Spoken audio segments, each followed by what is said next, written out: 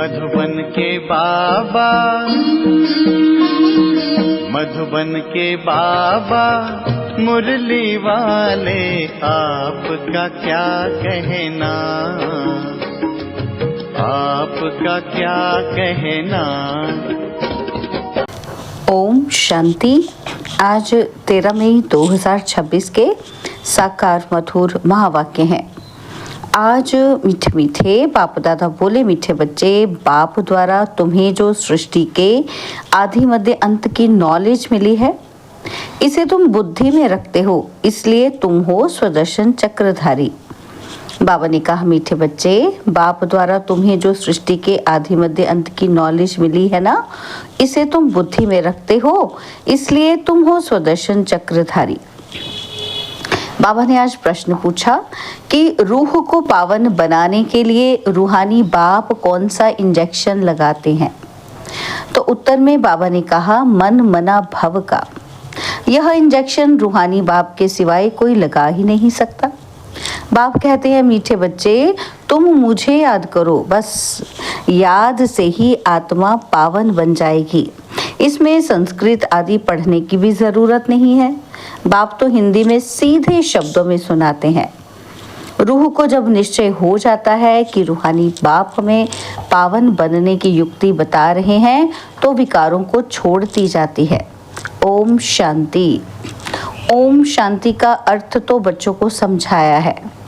आत्मा अपना परिचय देती है कि मेरा स्वरूप शांत है और मेरे रहने का स्थान शांति धाम है, जिसको परम धाम, निर्वाण धाम भी कहा जाता है। बाप भी कहते हैं कि देह अभिमान छोड़ देही अभिमानी बनो। बाप को याद करो, वह है पतित पावन। ये कोई भी नहीं जानते कि हम आत्मा हैं, यहाँ आए हैं पाठ बजाने। अब ड्रामा पूरा होता है, वापस जाना है। इसलिए कहते हैं कि मुझे याद करो तो तुम्हारे विकर्म विनाश होंगे। इसको ही संस्कृत में कहते हैं मन मना भव। बाप ने कोई संस्कृत में नहीं कहा है, बाप तो इस हिंदी भाषा में समझाते हैं। जैसे गवर्नमेंट कहती है कि एक ही हिंदी भाषा होनी चाहिए, बाप ने भी वास्तव में हिंदी में ही समझाया है। परंतु इस समय अनेक धर्म, मठ, पंथ होने के कारण भाषाएं भी अनेक प्रकार की कर दी हैं। सतयुग में इतनी भाषाएं होती ही नहीं जितनी यहाँ है। गुजरात में रहने वालों की भाषा अलग, जो जिस गांव में रहते हैं वह वहाँ की भाषा जानते हैं। अनेक मनुष्य हैं और अनेक भाषाएं हैं। सतयुग में तो एक ही धर्म, एक ही भाषा थी। अभी तुम बच्चों को सृष्टि के आदि मध्य अंत की नॉलेज बुद्धि में है, ये कोई शास्त्र में नहीं है। ऐसा कोई शास्त्र नहीं जिसमें ये नॉलेज हो। ना कल्प की आयु का ही लिखा हुआ है, ना किसी को मालूम है। सृष्टि तो एक ही है, सृष्टि का चक्र फिरता रहता है। नई से पुरानी और पुरानी से फिर नई होती है। इसको ही कहा जाता है स्वदर्शन चक्र। जिसको इस चक्र का नॉलेज है उसको कहा जाता है स्वदर्शन चक्रधारी। आत्मा को ज्ञान रहता है यह सृष्टि चक्र कैसे फिरता है, वह फिर श्री कृष्ण को, विष्णु को स्वदर्शन चक्र दे देते हैं। अब बाप समझाते हैं, उन्हों को तो नॉलेज थी नहीं। सृष्टि के आदि मध्य अंत का नॉलेज बाप ही देते हैं। यह है स्वदर्शन चक्र। बाकी कोई हिंसा की बात नहीं जिससे गला कट जाए, ये सब झूठ लिख दिया है। ये नॉलेज बाप के सिवाय कोई मनुष्य मात्र दे न सके। मनुष्य को कभी भगवान कह नहीं सकते, जबकि ब्रह्मा, विष्णु, शंकर को भी देवता कहा जाता है। जो बाप की महिमा है वह देवताओं की भी नहीं। बाप तो राजयोग सिखा रहे हैं। ऐसे नहीं कहेंगे कि बच्चों की भी वही महिमा है जो बाप की है। बच्चे फिर भी पुनर्जन्म लेते हैं, बाप तो पुनर्जन्म में नहीं आते हैं। बच्चे बाप को याद करते हैं, ऊंचे ते ऊंचा है भगवान, वह सदा पावन है। बच्चे पावन बन फिर पतित बनते हैं, बाप तो है ही पावन। बाप का वर्षा भी जरूर चाहिए बच्चों को। एक तो मुक्ति चाहिए और दूसरा जीवन मुक्ति चाहिए। शांति धाम को मुक्ति और सुख धाम को जीवन मुक्ति कहा जाता है। मुक्ति तो सबको मिलती है, जीवन मुक्ति जो पढ़ेंगे उनको मिलेगी। भारत में बरोबर जीवन मुक्ति थी, बाकी सब इतने मुक्ति धाम में थे। सतयुग में सिर्फ एक ही खंड भारत था, लक्ष्मी नारायण का राज्य था। बाबा ने समझाया है कि लक्ष्मी नारायण के मंदिर सबसे जास्ती बनाते हैं। बिरला आदि जो मंदिर बनाते हैं वो यह नहीं जानते कि लक्ष्मी नारायण को ये बादशाही कहाँ से मिली, कितना समय राज्य किया और फिर कहाँ चले गए, कुछ भी नहीं जानते। तो जैसे गुड़ियों की पूजा हुई ना, इसको कहा जाता है भक्ति। आपे ही पूजे फिर आपे ही पुजारी। पूज्य और पुजारी में बहुत फर्क है, उनका भी अर्थ होगा ना। पतित तो उनको कहा जाता है जो विकारी हैं। क्रोधी को पतित नहीं कहेंगे, जो विकार में जाते हैं उनको पतित कहा जाता है। इस समय तुमको ज्ञान अमृत मिलता है। ज्ञान का सागर है ही एक बाप। बाबा ने समझाया है कि यह भारत ही सतो प्रधान ऊंच ते ऊंच था, अभी तमो प्रधान है। ये तुम्हारी बुद्धि में है। यहाँ कोई राजाई तो है नहीं, यह है ही प्रजा का प्रजा पर राज्य। सतयुग में बहुत थोड़े होते हैं, अभी तो कितने हैं।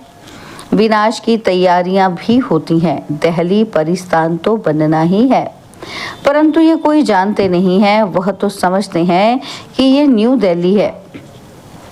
इस पुरानी दुनिया को पलटाने वाला कौन है, ये किसी को पता नहीं है, कोई शास्त्र में भी नहीं है। समझाने वाला एक ही बाप है।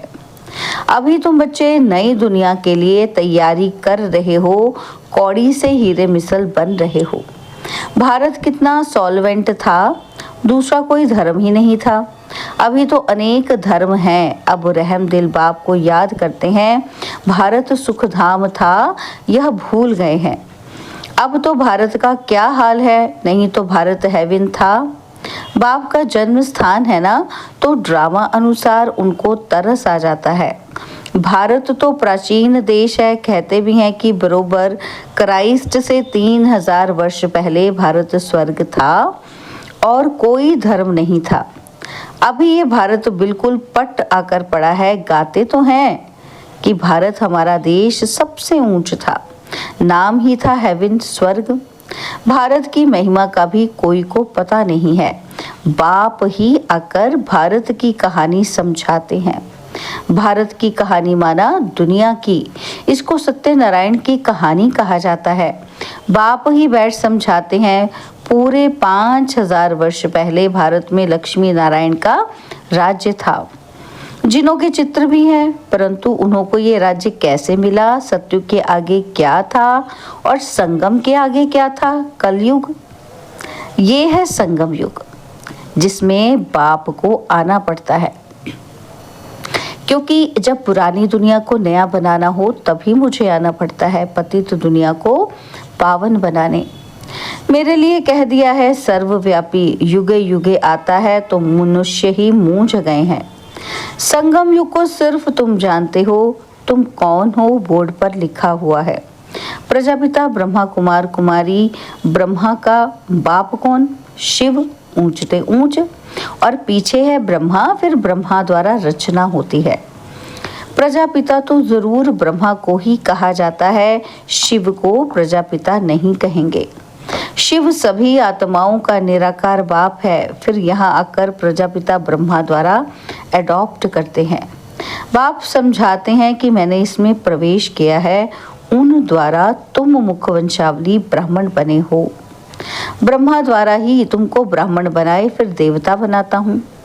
अभी तुम ब्रह्मा के बच्चे बने हो, और ब्रह्मा किसका बच्चा, ब्रह्मा के बाप का कोई नाम है, वो है शिव निराकार बाप। वह आकर इनमें प्रवेश कर एडॉप्ट करते हैं, मुख वंशावली बनाते हैं। बाप कहते हैं मैं इनके बहुत जन्मों के अंत में प्रवेश करता हूँ, ये हमारा बन जाता है। संन्यास धारण करते हैं। किसका संन्यास, 5 विकारों का। घर बार छोड़ने की दरकार नहीं, गृहस्थ व्यवहार में रहते पवित्र रहना है। माम एकम याद करो तो तुम्हारे विकर्म विनाश हो जाएंगे। यही योग है जिससे खाद निकल जाती है और तुम सतो प्रधान बन जाते हो। भक्ति में तो भल कितने भी गंगा स्नान करे, जप तप आदि करे, नीचे उतरना जरूर है। सतो प्रधान थे, अब तमो प्रधान है, और फिर सतो प्रधान कैसे बने, सो सिवाय बाप के कोई रास्ता बता न सके। बाप तो बिल्कुल ही सहज रीति बताते हैं कि मामेकम याद करो। यह आत्माओं से बात करते हैं, कोई गुजरातियों व सिंधुओं से बात नहीं करते। ये है ही रूहानी ज्ञान। शास्त्रों में है जिस्मानी ज्ञान, रूह को ही ज्ञान चाहिए, रूह ही पतित बना है, उनको ही रूहानी इंजेक्शन चाहिए। बाप को कहा जाता है रूहानी अविनाशी सर्जन। वह आकर अपना परिचय देते हैं कि मैं तुम्हारा रूहानी सर्जन हूँ।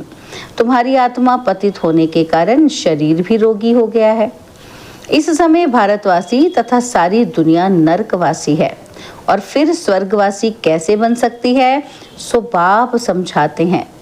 बाप कहते हैं मैं ही आकर सब बच्चों को स्वर्गवासी बनाता हूँ। तुम भी समझते हो कि बरोबर हम नरकवासी थे। कलयुग को नरक कहा जाता है, अब नरक का भी अंत है। भारतवासी इस समय रौरव नरक में पड़े हैं। इसको सावंटी भी नहीं कहेंगे, लड़ते झगड़ते रहते हैं। अब बाप स्वर्ग में ले जाने लायक बनाते हैं तो उनका मानना चाहिए। अपने धर्म शास्त्र को भी नहीं जानते हैं और बाप को ही नहीं जानते।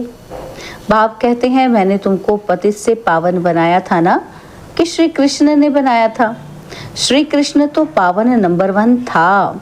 उनको कहते भी हैं श्याम सुंदर। श्री कृष्ण की आत्मा पुनर्जन्म लेते लेते अब श्याम बनी है। काम चिता पर बैठ काले बने हैं। जगत अम्बा को काली क्यों दिखाते हैं, ये कोई नहीं जानते हैं। जैसे श्री कृष्ण को काला दिखाया है, वैसे जगत अम्बा को भी काला दिखाते हैं। अब तुम काले हो फिर सुंदर बनते हो। तुम समझा सकते हो कि भारत बहुत सुंदर था। सुंदरता देखनी हो तो अजमेर में देखो। स्वर्ग में सोने हीरे के महल थे, अभी तो पत्थर भित्तर के हैं, सब तमो प्रधान हैं। तो बच्चे जानते हैं कि शिव बाबा ब्रह्मा दादा दोनों इकट्ठे हैं, इसलिए कहते हैं बाप दादा। वर्षा शिव बाबा से मिलता है। अगर दादा से कहेंगे तो बाकी शिव के पास क्या है। वर्षा शिव बाबा से मिलता है ब्रह्मा द्वारा। ब्रह्मा द्वारा विष्णुपुरी की स्थापना। अभी तो रावण राज्य है, सिवाय तुम्हारे सब नरकवासी हैं। तुम अभी संगम पर हो, अभी पतित से पावन बन रहे हो, फिर विश्व के मालिक बन जाएंगे। ये कोई मनुष्य नहीं पढ़ाते हैं। तुमको मुरली कौन सुनाते हैं? शिव बाबा। परम धाम से आते हैं, पुरानी दुनिया पुराने शरीर में। कोई को निश्चय हो जाए तो फिर बाप से मिलने के सिवाय रह ना सके। कहें कि पहले बेहद के बाप को तो मिले, ठहर नहीं सकेंगे। कहेंगे बेहद का बाप जो स्वर्ग का मालिक बनाते हैं, उनके पास हमको फौरन ले चलो। देखे तो सही शिव बाबा का रथ कौन सा है। तो वो लोग भी घोड़े को श्रृंगारते हैं, पटका निशानी रखते हैं। वो रथ था मोहम्मद का, जिसने धर्म स्थापन किया। और भारतवासी फिर बैल को तिलक दे मंदिर में रखते हैं। समझते हैं इस पर शिव की सवारी हुई। अब बैल पर तो ना शिव की ना शंकर की सवारी है। कुछ भी समझते ही नहीं। शिव निराकार है, वह कैसे सवारी करेंगे। टांगे चाहिए ना जो बैल पर बैठ सकें।